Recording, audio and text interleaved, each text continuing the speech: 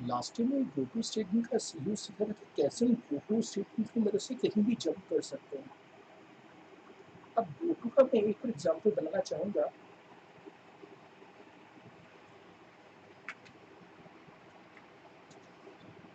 हमने सिंटेक्स देखा था लेबल अबव गो टू का, कुछ ऐसा सिंटेक्स था। लेबल, फिर बहुत सारे स्टेटमेंट्स, जो भी स्टेटमेंट्स आप देना चाहें, और अंत में गो टू फिर लेबल। अब इससे कहीं पे एग्जाम्पल प्रोग्राम बना रहा हूँ।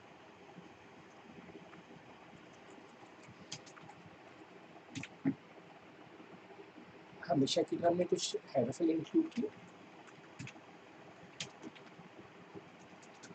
और यहाँ एक वेरिएबल डिफाइन के लिए आई इक्वल टू 1 आप कुछ भी नाम दे सकते हैं, और हमने यहाँ पे नाम दी थी बिगिन। अगेन आप यहाँ पे कुछ भी लेबल दे सकते हैं।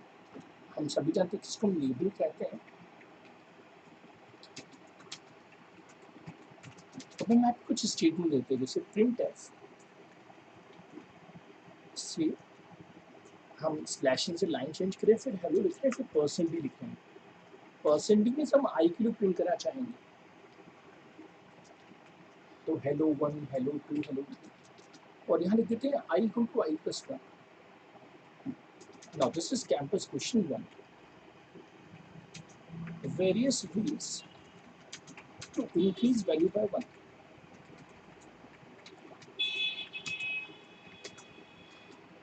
कि कभी कभी हमें वैल्यू को एक से इंक्रीज या एक से डिक्रीज करना होता है, तो उसकी क्या क्या टेक्निक्स है तो हम आगे डिस्कस करेंगे। अब हम एक कंडीशन दे रहे हैं कि क्या आई लेस देन 4 है, अगर हाँ तो गो टू बिगिन, और बाकी सभी केसेस में रिटर्न 0, और ये प्रोग्राम टर्मिनेट हो गया। पहले इसका हम वर्किंग समझिए कैसे काम करेगा।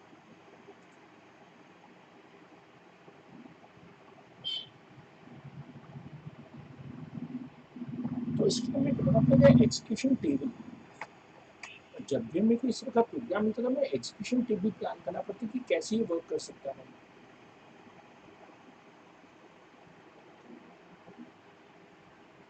तो जैसा कि हम देख रहे हैं कि इनिशियली हमने आई को 1 माना हुआ है, तो यहाँ पे आप आई लिख दीजिए, फिर यहाँ पे हम लिखा है प्रिंट, मैं यहाँ पे बिगिन लिख देते हैं, फिर लिखा है प्रिंट, मैं प्रोग्राम का सीक्वेंस देता हूँ, फिर लिखा है I equal to I plus 1, और फिर कंडीशन दी गई है कि क्या आई आप लेस देन 4 हो, अगर आप लेस देन 4 हो तो वापस आपको कहाँ जाना है, वापस आपको जाना है बिगिन पे। तो पहली पर आई क्या है 1, वो यहाँ जाएगा और प्रिंट करेगा मैसेज, तो मैसेज में आई क्यू प्रिंट होगी, तो हेलो तो प्रिंट होगा, लेकिन साथ साथ आई क्यू भी प्रिंट होगी, तो क्या प्रिंट होगा 1। अब इंक्रीज होकर वैल्यू गई 2, 2 less than 4, yes. Next time I कितना है 2, फिर से वो बिगिन में चला गया, देखिए बिगिन में वापस आ गया, तो फिर से क्या प्रिंट होगा, फिर से प्रिंट होगा हेलो और फिर 2, और आई की बढ़ती रहेगी 3, 3 लेस देन 4, यस।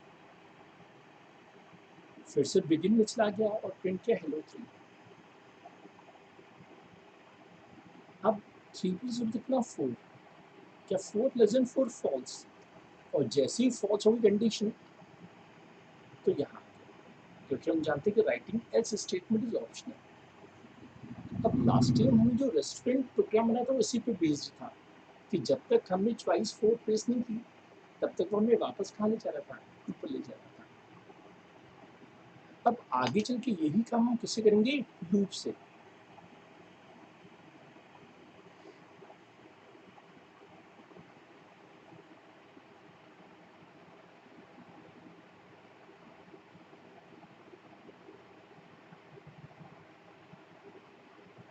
तो जब भी हमें किसी लॉजिक को रिपीट करना, तो हम और क्या यूज़ कर सकते हैं, लूप यूज़ कर सकते हैं। तो आने वाले क्लासेस में इसी चीज़ को लूप के थ्रू भी परफॉर्म करेंगे। अब इस प्रोग्राम को हम रन करके देखना चाहेंगे कि इसका आउटपुट एग्जैक्टली जैसा हमने सोचा वैसा आ रहा है या नहीं।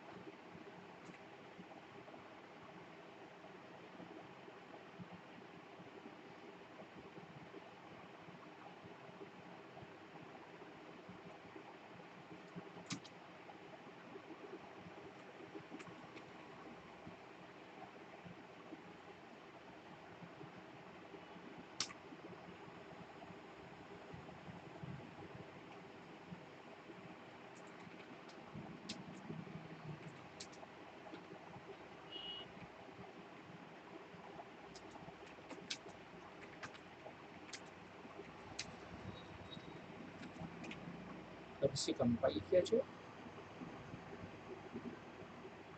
यहाँ पर हमने प्रिंट दिखाया, जबकि हम जानते हैं कि प्रोग्रामिंग में हमें क्या यूज करना है, प्रिंटफ यूज करना है। अब ओके से रन करते हैं, तो जैसे कि हमने डिस्कशन किया था वैसे यहाँ पे आउटपुट दिखा है हेलो 1 से लेके हेलो 3 तक, क्योंकि 3 बार कंडीशन ट्रू थी और 4th टाइम की कंडीशन फॉल्स हुई।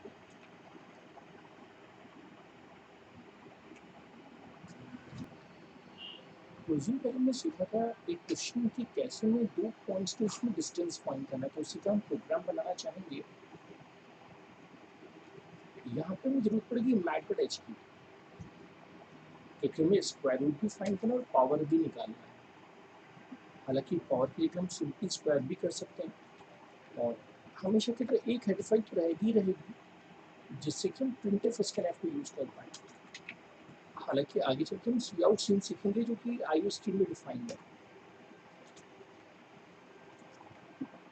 हालांकि पॉइंट्स जो है फ्रैक्शनल नंबर्स में हो सकती है, लेकिन मैं मान के चला कि जो पॉइंट्स हैं वो इंटीजर वैल्यूज हैं। अच्छा, जब मैंने असाइनमेंट दिया था तब मैंने एक इसमें चीज जोड़ दी थी, ऑल्सो फाइंड स्लोप, तो इसी प्रोग्राम में स्लोप को भी कवर कर लूंगा। साथ साथ हम टारगेट में एक चीज और ऐड कर देते हैं, concept type casting and type conversion.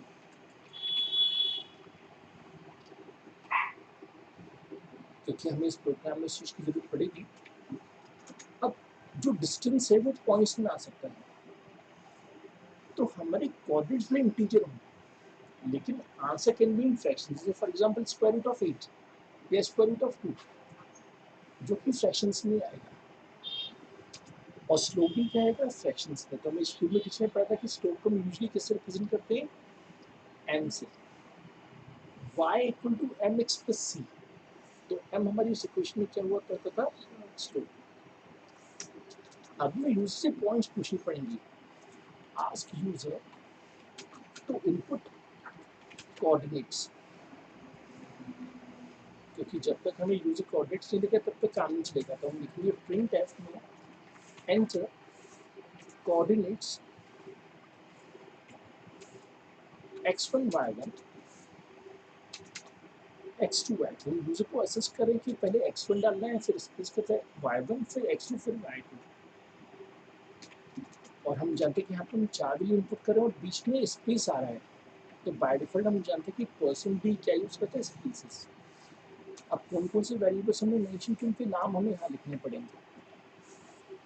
तो वेरिएबल्स कौन से, ये वेरिएबल्स हैं, लेकिन हम जानते हैं कि वेरिएबल्स के लिए क्या भेजनी पड़ती है, एड्रेस। तो हमें वेरिएबल्स की एड्रेस ट्रांसफर करनी है। तो सिस्टम से हम रिक्वेस्ट करें कि जो 4 इनपुट हमें मिलेंगे वो 4 इनपुट्स इन एड्रेस पर ट्रांसफर हो जाए। अब अप्लाई करना है फॉर्मूला।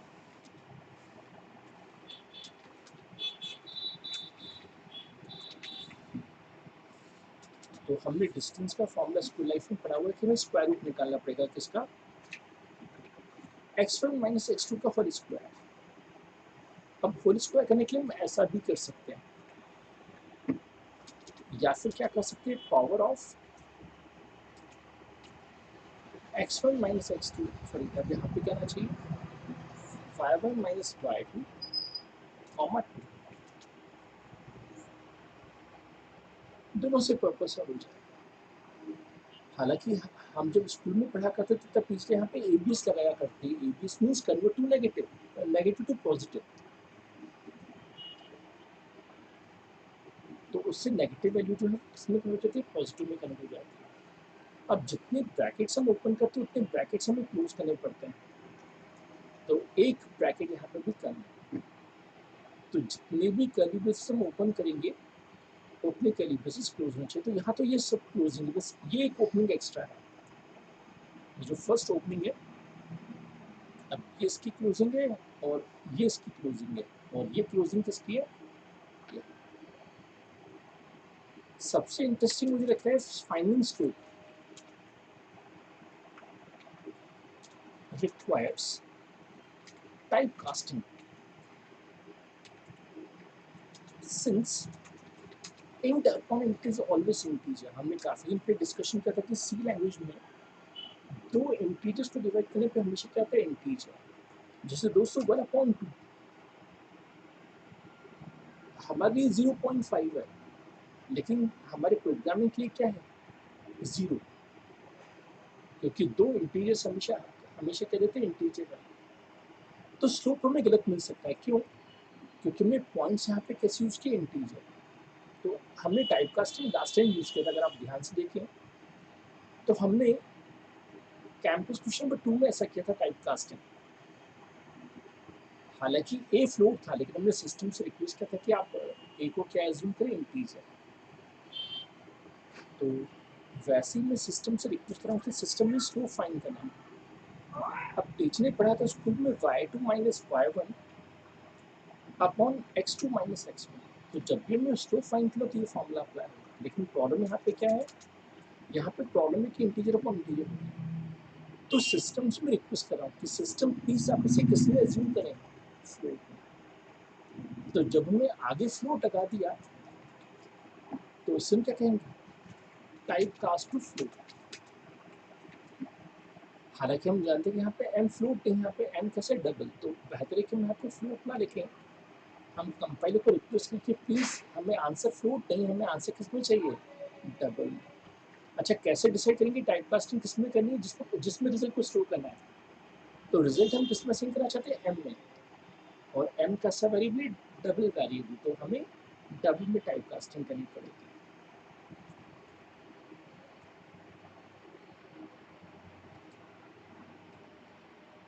और ऐसा नहीं करने पे हमें आंसर गलत मिल सकता था, क्योंकि इंटीजर को इंटीजर हो जाता है। अब हमें अंत में रिजल्ट डिस्प्ले करना है, डिस्प्ले रिजल्ट।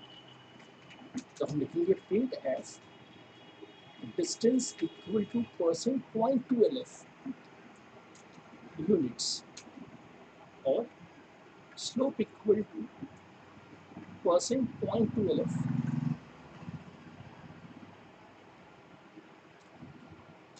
तो पहले डिस्टेंस प्रिंट होगा, फिर स्लोप प्रिंट होगा, और फिर क्या होगा, प्रिंट और रिटर्न 0।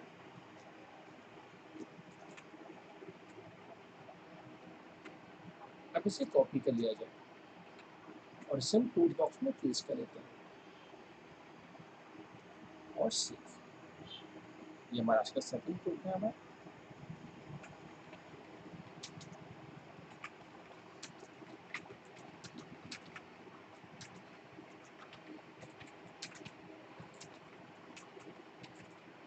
प्रोग्राम सेव हो चुका है, इसे कंपाइल किया जाए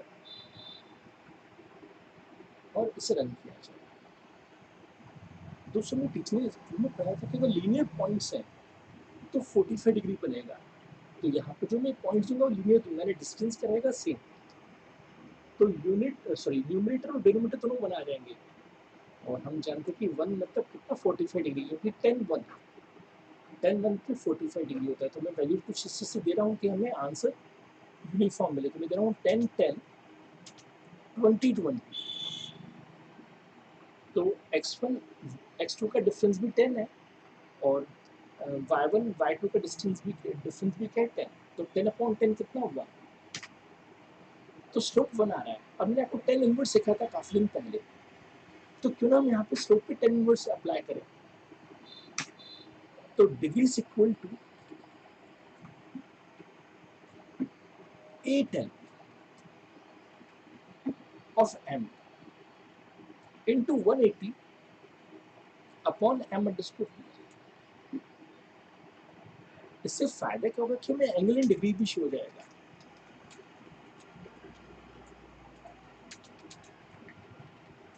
जैसे हमारे कई जो फ्रेंड्स क्रिकेट देखते हैं, तो क्रिकेट में दो पारी होती है, फर्स्ट टीम सेकंड टीम। तो पहले फर्स्ट टीम का लाइन चार्ट शो करते हैं, फिर सेकंड टीम का लाइन चार्ट शो करते हैं। दोनों लाइन आपस में कौन से कब हो जाती हैं, जब दोनों का परफॉर्मेंस ओवरवाइज सेम रहा हो। तो 45 डिग्री एंगल तभी बन सकता है जब दोनों का परफॉर्मेंस एग्जैक्टली सेम चल रहा हो। तो यहाँ पर हम एंगल इन डिग्रीज प्रिंट करना चाहेंगे, परसेंट पॉइंट टू LF, और कॉमा किसे प्रिंट करना है, डिग्री को। अब हमने डिग्री नाम का वेरिएबल डिफाइन नहीं किया, तो हम डिग्री नाम का एक वेरिएबल डिफाइन कर लेते हैं। और दोस्तों मेरा इंटरव्यू चल रहा था यहाँ पे टेक्निकली, तो पहले मैंने कल यहाँ तक प्रोग्राम बनाया था, और जैसे मैंने इंटरव्यू का प्रोग्राम बंद किया तो वन प्रिंट हुआ। तो टेक्निकली वो कहेगा ये वन क्या है, क्योंकि उसने कहा था कि ये वन एंगल है, लेकिन टेक्निकली वो वन एंगल नहीं है, वो उस एंगल की वैल्यू है, क्योंकि 10 इनवर्स 1 इज 45 डिग्री। तो टेक्निकली मुझे इंटरव्यू ने कहा कि तुम एक ऐसा ऐसा लॉजिक इसमें ऐड करो जिससे वैल्यू तो प्रिंट हो स्लोप की, लेकिन साथ साथ ये भी प्रिंट हो कि वो वैल्यू किस एंगल पे आएगी। हालांकि हम चाहते तो पहले रेडियंस में स्टोर करके फिर डिग्री में कन्वर्ट कर सकते थे, लेकिन हमने क्या किया, डायरेक्टली उसे डिग्रीज में कन्वर्ट कर दिया। अब इसे कंपाइल करते हैं और इसे रन करते हैं, तो अगेन वही वैल्यू उसमें इनपुट करता हूँ 10 10 20 20। तो सिस्टम कह रहा है कि ऐसा तभी हो सकता है जब लाइंस के बीच में एंगल क्या हो, 45 डिग्री। तो हमारा जो प्रोग्राम है बिल्कुल सही वर्क कर रहा है। आज हमने कुछ कैंपस क्वेश्चंस देखे थे। पहला हमने क्वेश्चन देखा था, डिफरेंट वेज टू इंक्रीज या decrease value by one. By one की बात हो रही है दोस्तों, टू की बात नहीं हो रही थी, वन की बात हो रही है। तो इसका सबसे सिंपलेस्ट आंसर क्या है, I equal to I plus one. अब प्लस की जगह हम माइनस भी लगा सकते हैं। अब आगे चल के हम पढ़ेंगे इंक्रीमेंट डिक्रीमेंट ऑपरेटर, तो हम इसे ऐसा भी लिख सकते हैं या फिर ऐसा भी लिख सकते हैं।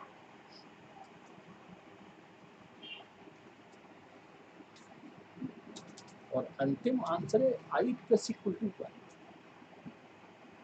कभी कभी क्या होता है कि लेफ्ट हैंड साइड और राइट हैंड साइड में सेम वेरिएबल होता है, तो हम सिस्टम से कह रहे हैं कि सिस्टम पहले बस से भूल जाइए, सिस्टम से भूल जाएगा, तो क्या पड़ेगा आई प्लस वन।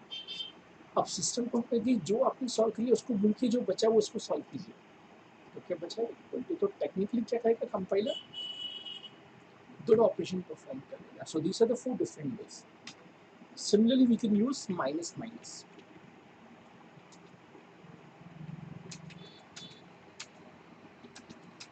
तो जिससे से प्लस प्लस होता है वैसे क्या हो सकता है माइनस माइनस। अब हमारा सेकंड आज का कैंपस क्वेश्चन क्या था, व्हाट इज टाइप कन्वर्जन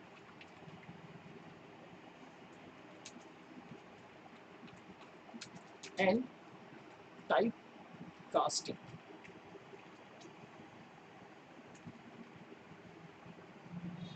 इससे मैं सोच रहा हूँ कि अलग जगह पर रखा जाए।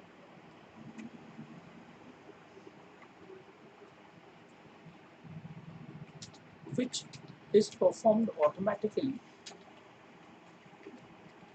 and which one is manual?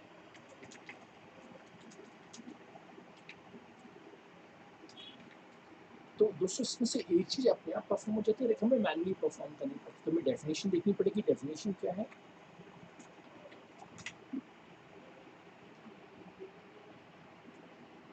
assigning value of higher data type into a variable of lower type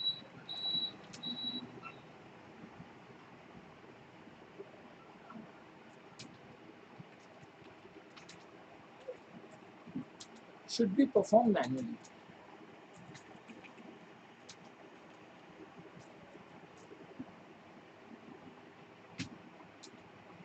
Known as typecasting or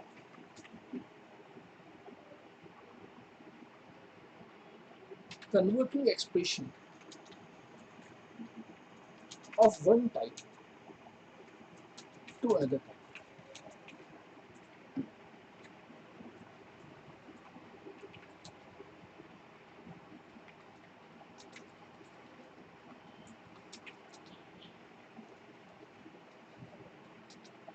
तो हमने टाइपकास्ट के दो पॉइंट्स देखे। टाइपकास्टिंग का पहला हमने पॉइंट क्या देखा, assigning value of higher data type into variable of smaller data type should be performed manually। या फिर दूसरा हमने पॉइंट क्या देखा, to ask compile to convert expression of one type into expression of another type. अब जिससे मैं इस चीज को प्रूव करता हूँ जावा में, दोस्तों हमने एक इंटीजर वेरिएबल ए डिफाइन किया, एक डबल वेरिएबल डिफाइन किया बी। हम सभी ने पढ़ा कि इंटीजर होता है 4 बाइट्स का और डबल होता है 8 बाइट्स का। इसको हम नॉन टेक्निकली समझ सकते हैं कि एक जग 4 लीटर का और एक जग 8 लीटर का है, और हम लिख रहे हैं A equal to B. A equal to B का मतलब है कि बी का पूरा पानी हम ए में भेजना चाहते हैं, तो 4 लीटर की जग में 8 लीटर का पानी, तो कुछ ना कुछ लॉस्ट हो जाएगा, तो जावा एरर देगा, possibly lossy conversion from double two integer. तो कंप्यूटर भैया को मुझे रिक्वेस्ट करनी पड़ेगी, कंप्यूटर भैया मैं जानता हूँ कि पानी बह जाएगा, लेकिन कृपया करके आप इसे इंटीजर में कन्वर्ट करें, अभी वर्क कर जाएगा।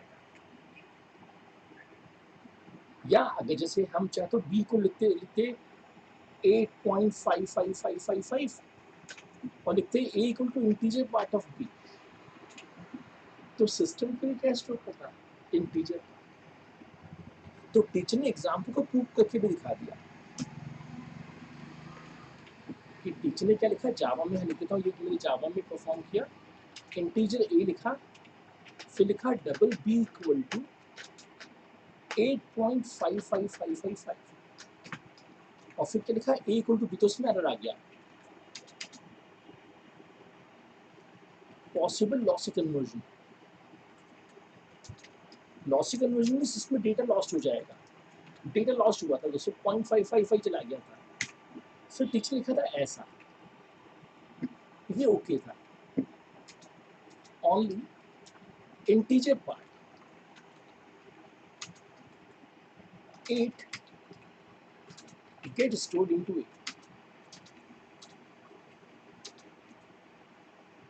अब जैसा कि मैंने कहा था कि सी लैंग्वेज काफी पुरानी है, तो ये सी में वर्क कर जाता है। तो सी लैंग्वेज टेक्निकली कंपेटिबिलिटी चेक करता ही नहीं है कि जो हम असाइन करने की कोशिश करें वो कंपेटिबल है या नहीं। सो इन केस ऑफ सी दोनों लाइन वर्क कर जाएंगे, ऐसे भी लिखेंगे तो भी वर्क कर जाएगा, और ऐसे लिखेंगे तो भी वर्क कर जाएगा। लेकिन जावा क्योंकि मॉडर्न लैंग्वेज है तो एरर आ जाएगा इसमें। हमें कंपाइलर से रिक्वेस्ट करनी पड़ेगी, compiler we are ready to accept the loss, और लॉस क्या वो 0.555, and this is the major to take safety. क्योंकि अगर हम कोई बैंकिंग का सॉफ्टवेयर बना रहे हो, बैंकिंग के सॉफ्टवेयर में ऐसी गड़बड़ हो जाए तो बड़ी दिक्कत हो जाएंगी, जिस कारण से type casting is very important. अच्छा, अब हमें दूसरा एग्जाम्पल देना था कि कभी कभी हम कंपाइलर को रिक्वेस्ट करते हैं कि कंपाइलर आप हमारी तरफ से कन्वर्जन परफॉर्म करें, तो यहाँ पर डेटा टाइप छोटे थे, यहाँ पे दोनों डेटा टाइप छोटे थे दोस्तों, यहाँ पर हम y2 माइनस y1 कर देते हैं और x2 माइनस x1 कर देते हैं, तो दोनों डेटा टाइप बहुत छोटे थे क्योंकि दोनों क्या थे, इंटीजर अपॉन इंटीजर। लेकिन सिस्टम से मैंने रिक्वेस्ट की नहीं, मुझे इंटीजर नहीं, मुझे क्या चाहिए, फ्लोट। तो मैंने मैन्युअली इन्फॉर्म किया सिस्टम को कि व्हाट आई वांट, फ्लोट, या हमें क्या चाहिए। तो जब जब हम बड़े को छोटे में कन्वर्ट करें तो कास्टिंग चाहिए होती है, या फिर जब हम कंपाइलर को इन्फॉर्म करना चाहें कि हमें एक टाइप को दूसरे टाइप में कन्वर्ट करना, तो वहां पर क्या यूज करते हैं, टाइप कास्टिंग का। अब IMP सी प्रोसेस ओनली, सी प्रोसेस पर हम ऐसा भी टाइप कास्टिंग कर सकते हैं, ये ब्रैकेट यहाँ ना लगा के हम ब्रैकेट ऐसे भी लगा सकते थे। तो बाकी सभी में टाइप कास्टिंग हम कैसे करते हैं, ऐसे करते हैं। तो ये तरीका सब में वर्क करता है, सी में भी, सी प्रोसेस में भी, जावा में भी और सी शार्प में भी। जबकि यहाँ पे ब्रैकेट चेंज हो गया, ब्रैकेट यहाँ पे आ गया, तो ये कंसेप्ट केवल किसमें, केवल